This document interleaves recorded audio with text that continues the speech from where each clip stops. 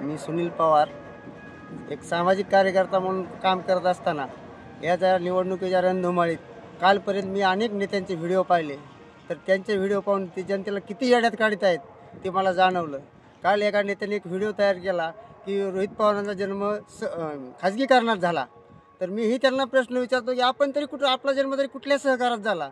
ज्या सहकारातल्या चळवळी कर्जत तालुक्यात तालुका दूध संघासारख्या जगदंबा सहकारी साखर कारखान्याचा चळवळी ह्या कर्जत तालुक्यातील नेत्यांनी बंद पाडल्या आणि ते सांगतात की रोहित पवारांचा जन्म खाजगीकरणात झाला. आपण तरी सहकारासाठी आपलं योगदान काय? आपण सध्या जे काम करतो कर्जत तालुक्यात मी जे पुढारी पाहिले, मला जे मी वयाने जरी कमी असलो तरी मी जे पुढारी अभ्यासले त्यात बी आर पाटील असतील, विष्णू अण्णा काळे असतील, आबासाहेब लिंबाळकर असतील, बापूसाहेब देशमुख असतील, ह्या पुढाऱ्यांनी आपला तालुका घडवला. त्या पुढाऱ्यांचं आज कुठेही त्यांच्या कार्याचं अस्तित्व कुठं दिसत नाही. आज जे पुढारी आहेत ते फक्त कुठल्या तरी लाभार्थी म्हणून, पदाचा म्हणा किंवा आणखी लाभ म्हणून ह्यासाठीच त्या पक्षातून उड्या मारत आहेत असं दिसत आहे. बरेच काल एका नेत्याने सांगितलं की मी लय जुना कार्यकर्ता आहे. अहो, मीही कर्जतसारख्या शहरात 1992 सालापासून व्यवसायाच्या दृष्टिकोनातून काम करत असताना मी एक राष्ट्रवादीचा कार्यकर्ता होतो. असा कार्यकर्ता होतो की मी एक 5 रुपयाचा फॉर्म भरून मी सभासद वाढवले आणि ह्यांचं योगदान काय आहे बाबा राष्ट्रवादी पक्ष वाढवण्यासाठी त्यांनी ते सांगावं. आणि पक्ष हा काही लाभासाठी नसतो, हा एक विचाराची चळवळ असती. ती विचार जसे की मी जर राष्ट्रवादी काँग्रेसचा असेल आणि मला भाजपमध्ये जायचं, भाजपचे विचार पुरोगामी नाहीत. ज्या पक्षाने छत्रपती शिवाजी महाराजांचा अपमान केला, ज्या पक्षाने सावित्रीबाई आणि फुलेंचा अपमान केला, त्या पक्षाचे विचार स्वीकारणारा मी नाही. म्हणजे मी राष्ट्रवादीचा एक विचारवंत कार्यकर्ता आहे असं मला सांगायचं आहे. दुसरी गोष्ट, तुम्ही पक्ष सोडता, हुकुमशाही दादागिरी. पवार साहेबांनी आत्तापर्यंत लक्ष्मणराव ढोबळ्यांसारखे कार्यकर्ते उभे केले, मोठे केले.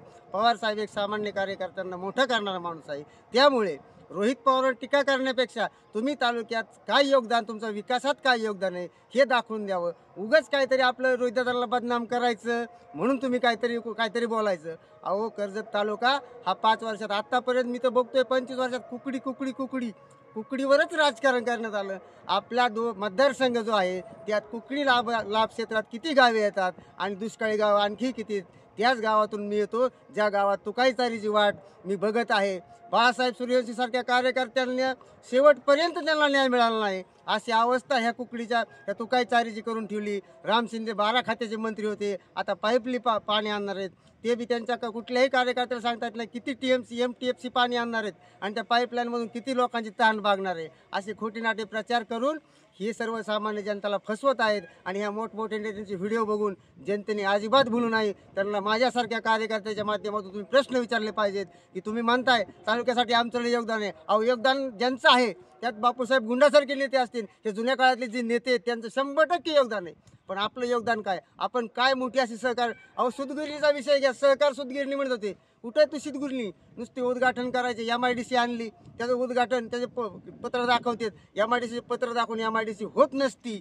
त्यासाठी काम करावं लागतं. आणि सूतगिरणीचा जो विषय सांगते, ती सूतगिरणी निवडणुकीच्या तोंडावर आणली, नारळ फोडले आणि ती सूतगिरणीचा दगड सुद्धा नाही नारळ फोडलेला. अशी अवस्था आहे.